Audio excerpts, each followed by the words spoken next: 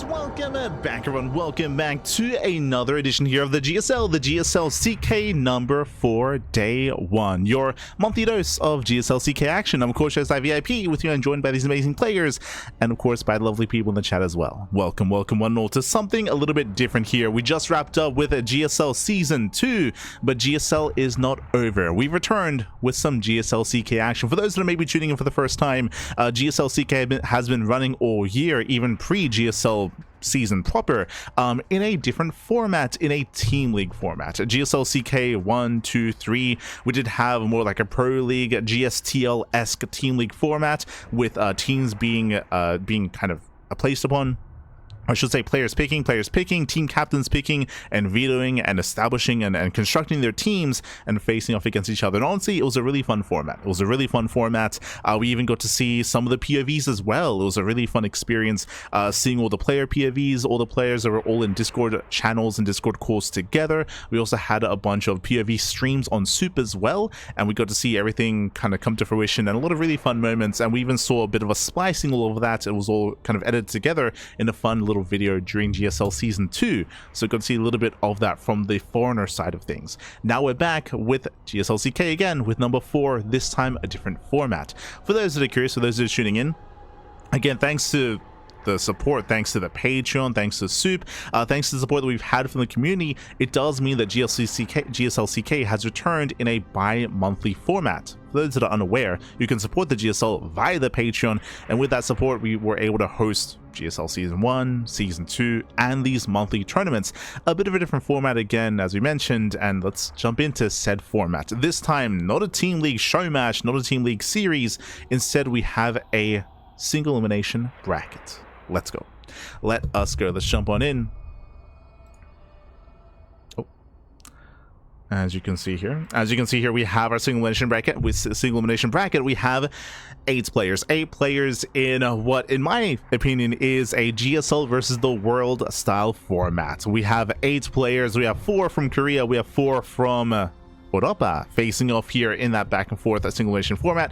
Up first, we have Maru versus ShoWTimE, followed by Classic versus Reynor, Hero versus Lambo, and Solar versus Clem. Non-stop foreigner versus Korean. Best of 5s in the quarterfinals, leading into the best of 5 semis, and then best of 7 grand finals. Let's go, baby, let's go. Also, I want to give a big shout to SOOP for giving us the opportunity to jump into the SOOP YouTube channel. For those that are watching, I mean, we're live on SOOP on the CranKy Ducklings channel, but I believe we're going to be showcased on the YouTube channel of SOOP as well. For those that may be tuning in to us for the first time, welcome with the CranKy Ducklings. We've been casting StarCraft full-time since 2020, basically since the COVID era of StarCraft. We've been casting full-time. We cast more StarCraft than anyone else out there, more than Wardy, more than Steadfast. Yo, we got to get the hours in, Pap. We got to. But I will say that 2026 has been a little bit leaner for us. We usually cast like twice a day. In 2026, we've been casting like once a day. We've been pulling it back a little bit, being a little bit more sane, a little bit more tame as well with our approach. And we've been calming down a little bit here, but we've been lucky enough, fortunate enough to cover GSL on SOOP. Season 1 we casted, Season 2 we casted live, GSL CKs as well. I know that Trigger, he was covering the previous GSL CKs, but for this one I think Trigger is going to be taking a bit of a break, and we might even see Trigger now featured in some of these tournaments as well. I remember Trigger being very vocal about how he was offered to either cast or play, and he chose to cast at the time. Hopefully we're going to see Trigger compete in some of these GSL CKs as well. Hopefully. For now though, vetoes are underway. I did mention that up first is going to be Maru versus ShoWTimE, but I believe the first series is actually going to be Hero versus Lambo. They're currently conducting their vetoes as we speak, and then we'll be jumping into that initial best of 5. Let's go, baby, let's go. The other thing that I should say, I left this out actually, it's pretty important. This is not just a new format featuring a single elimination bracket. This is the PTR edition as well. True. We just got an update to the PTR. What, yesterday? It only just now dropped, the PTR. I mean, the update, and of course the PTR is very controversial. we have some very interesting changes being proposed, and one thing that was a concern in everyone's mind, or in a lot of people's mind, what was a big concern was whether or not there would be an update to the PTR. And those concerns, I mean, they were founded in reality. If you recall, when it came to the previous PTR, the infamous Storm PTR, there were a bunch of changes made, but they were pushed live immediately. There was no like second iteration of PTR, which allowed us to test things. Same with the Ghost changes and the Viking changes and everything else. They just made those changes and then bam, they just sent them through. There was no testing whatsoever, essentially, which was kind of crazy. It's kind of crazy, kind of wild.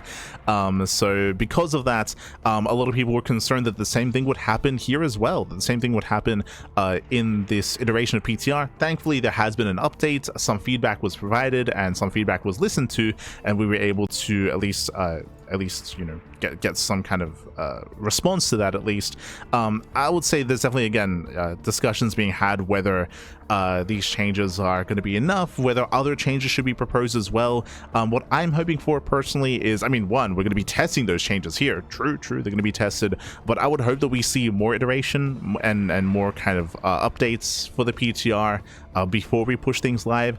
Something that people have been critical of, and myself included, of course, is just how long it took for there to be an update to the PTR. It was 3 weeks before we got the update. So it's a little bit slow, but at least we got it. At least we did get it.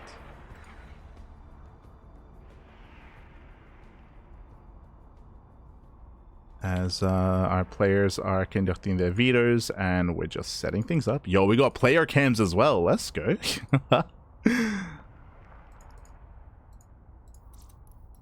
Beautiful. Beautiful. Okay.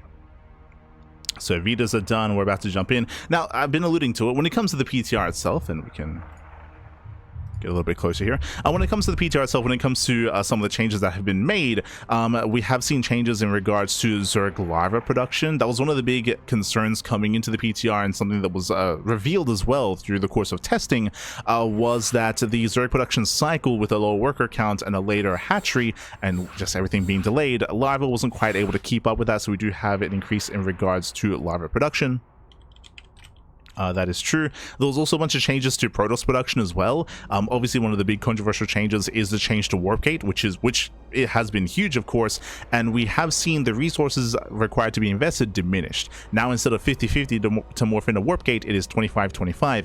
Likewise, we also see that once again, Warp Gate has been moved from the gateway to the Cyber Core instead, so back to the Cyber Core. This does mean that you don't have to interrupt your own production to actually get your tech going, I should say. And there were a couple of other changes as well. Un momento. Just gonna open it up.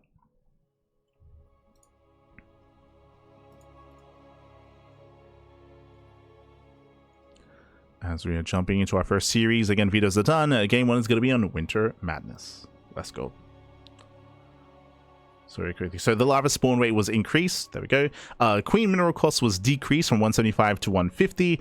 We of course had the change to overlord speed. We had warp in time slowed from 3 seconds to 4 seconds. Bearing in mind that to warp in, you still don't need a gateway alongside the pylon anymore.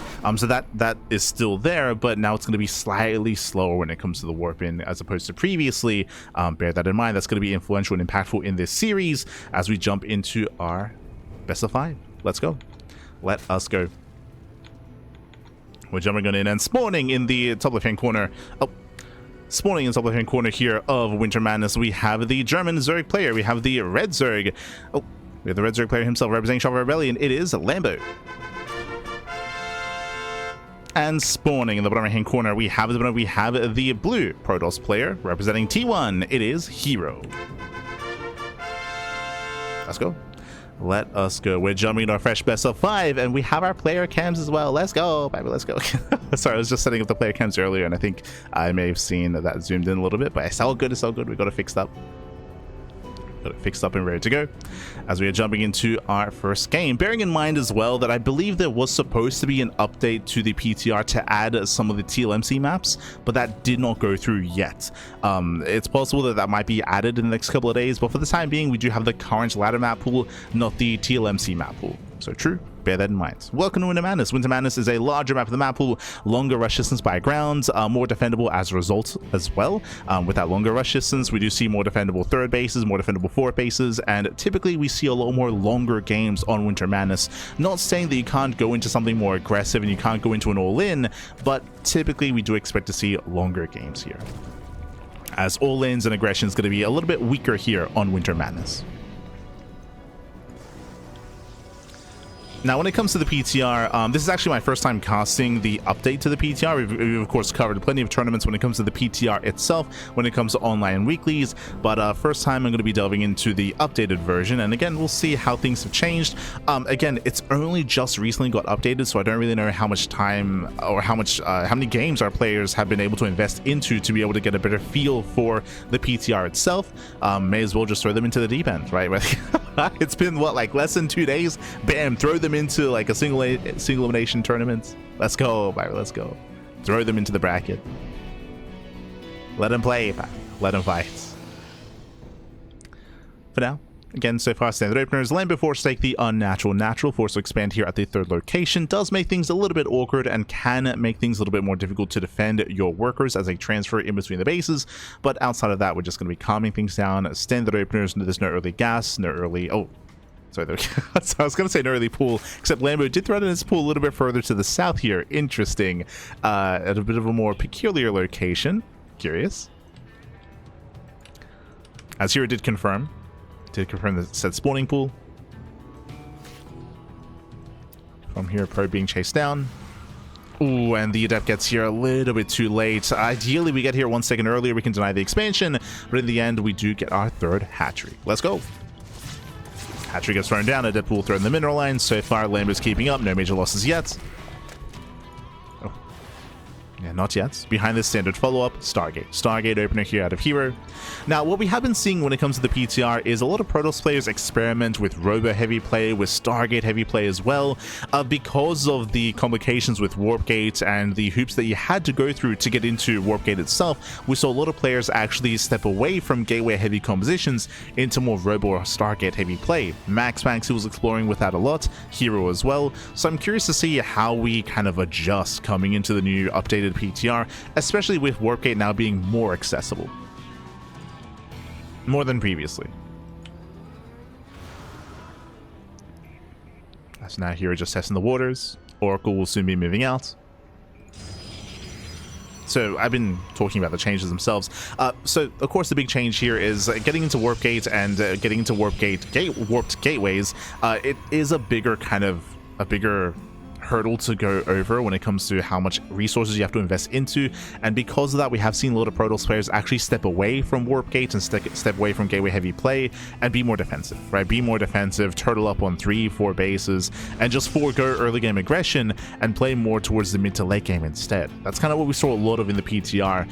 Thankfully we are seeing Warp Gate being researched, and so far this build looks relatively standard as to what we would expect to see in the live version of the game. Twilight Council gets thrown down a little bit earlier than we would expect.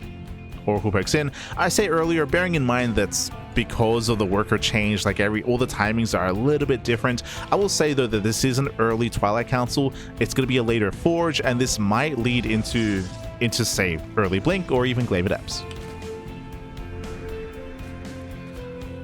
The lack of Forge tells us that this is going to be a little bit more committed than we're used to, as upgrades going to be delayed. Ooh, Stage Trap is denied, and show us what is it going to be. Glaive Adepts. There we go. As you mentioned, this was one of the two options, either early Blink or early Glaives.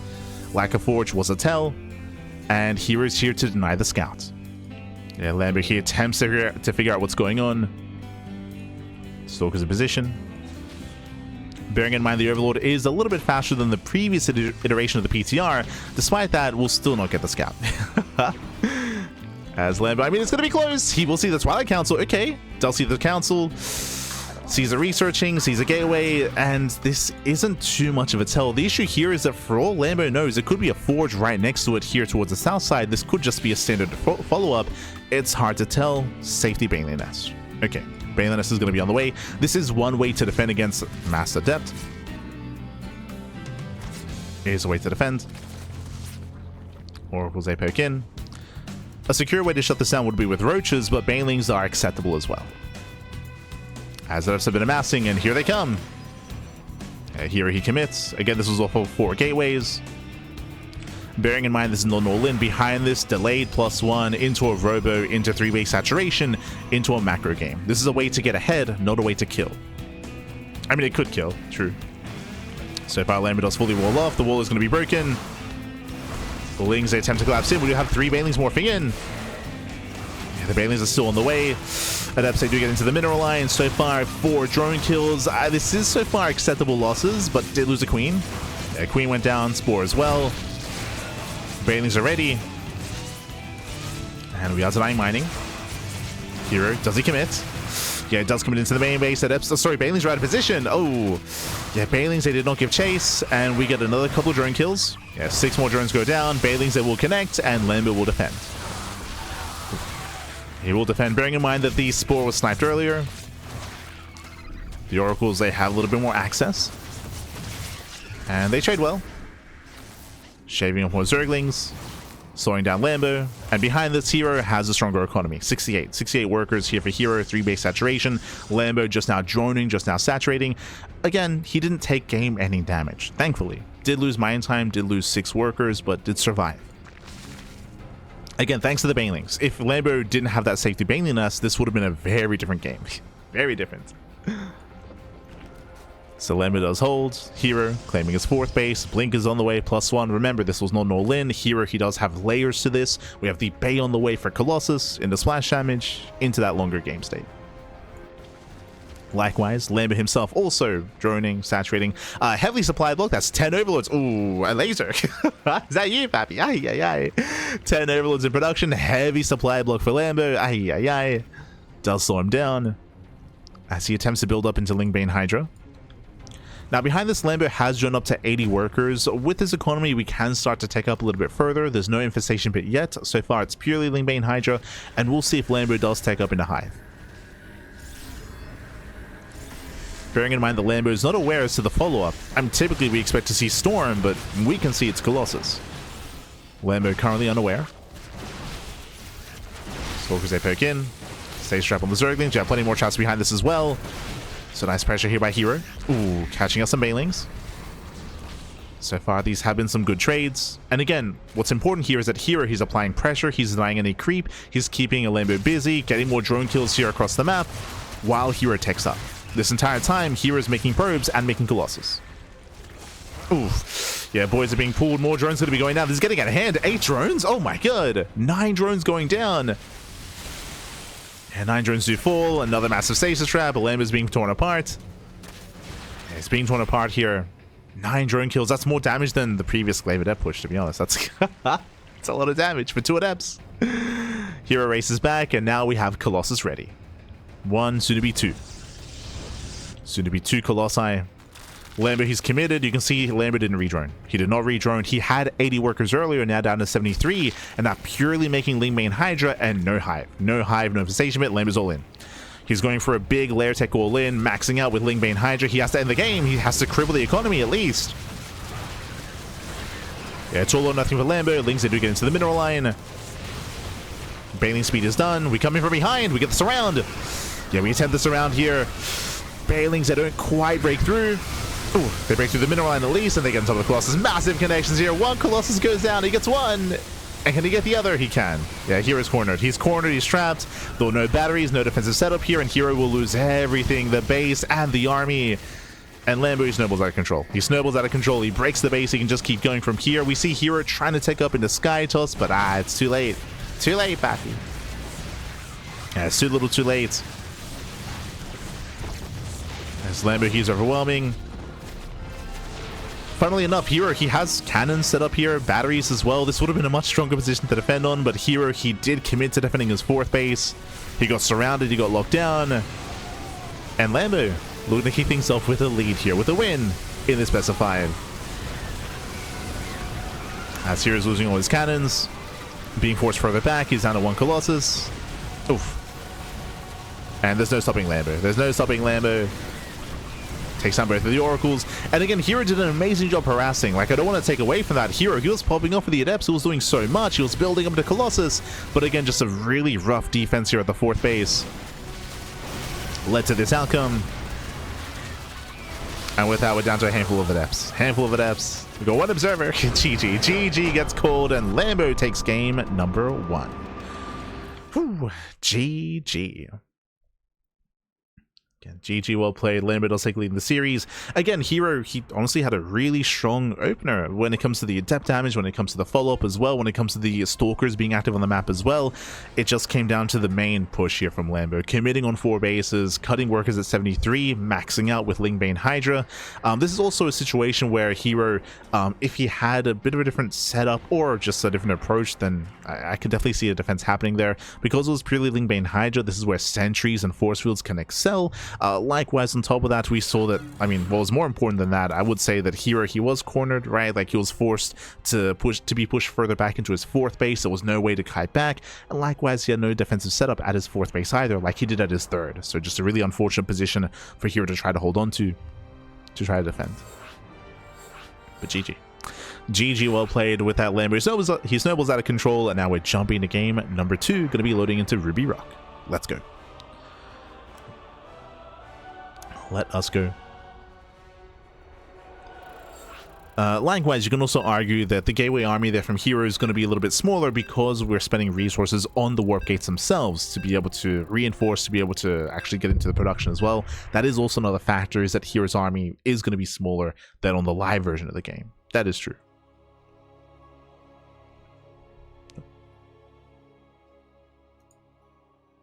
But here we go. So we're loading into game number 2. And spawning in the bottom right-hand corner of Ruby Rock, we have the German Zerg player. We have the blue Zerg leading the series 1-0. It is Lambo. And spawning in the top left-hand corner, we have his opponents. We have the red Protoss player. We have the South Korean Protoss representing T1. It is Hero. I'll fix up the colors. Beautiful. As we are jumping into game number 2 here, and welcome to Ruby Rock. Ruby Rock is a smaller map of the map pool, shorter rush distance by ground, and aggression is typically more favored here. Speaking of aggression, we saw last game, both players did build up to a 4-base economy. Lambo at one point even had 80 workers, and then off of that bolstered economy was able to just commit and just hammer down that layer tech all in, going Lingbane Hydra. Here on Ruby Rock, we don't really expect the players to build up into as high of an economy. We're expecting aggression off of 3 bases instead of 4. Those are our expectations. We'll see if our players meet those expectations, or if we take a different route. Already, gateway in the main. Huh. So usually we expect to see our initial SimCity setup here on the low grounds, but I guess because of the low worker count, there's potential for, say, an earlier pool and more aggression. Hero's taking a much safer approach here with this production setup, but this does make it more difficult to set up on the low ground later to expand. So interesting decision here from Hero. Something that's very rare in PvZ, to be honest. Very rare. Likewise, no Probe Scout. Wait, what? Huh. Hold on, I'll let him cook. What's going on? So 0 Probe Scout out of Hero. Blind hyper defensive setup in the main. Going gate cyber expands. Interesting. But again, this does mean that the wall here on the low ground is going to be that much weaker. It's going to be that much later. There's going to be some aggressive opportunities for Lambo early on. And Lambo, he will scout, he will confirm. Like, typically, if the second pylon is going to be down here on the low ground, if we open up Stargate, is the Stargate going to be a part of the wall? That'll just be free information for Lambo when it comes to the Stargate, when it comes to the building or the unit being made from the Stargate as well. Curious.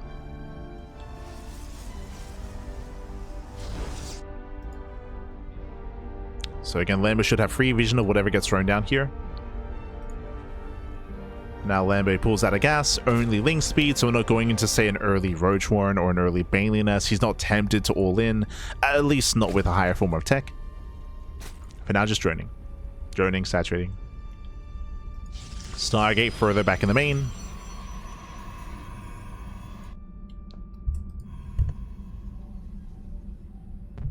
Again, like, I feel uncomfortable. Like, not even a Protoss player, but like looking at this setup here, like, oh my god, it feels crazy. It's wild, Pappy.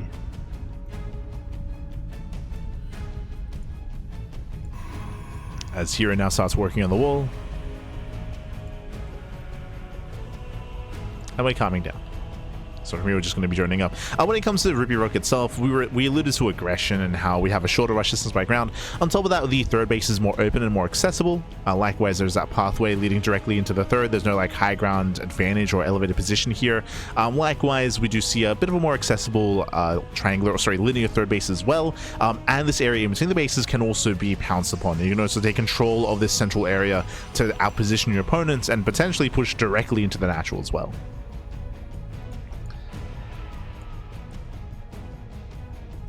So eyes are going to be on Lambo to see how aggressive he plans on being. This time, Roach Warren gets thrown down. Remember, last game, what was the tech of choice? Baneley Nest, right? It was Ling, Bane, Hydra out of Lambo. This time, early Roach Warren, no early Evo Chamber. This time, a much more Roach heavy start. This could also be leading into Muta play. It is not uncommon to open Roaches and then go for a Lair and then go for a Spire thereafter as well, assuming we even get a Lair. So eyes are on Lambo. We'll see how committed he's going to be, whether this is for safety or to commit into a Roach heavy style.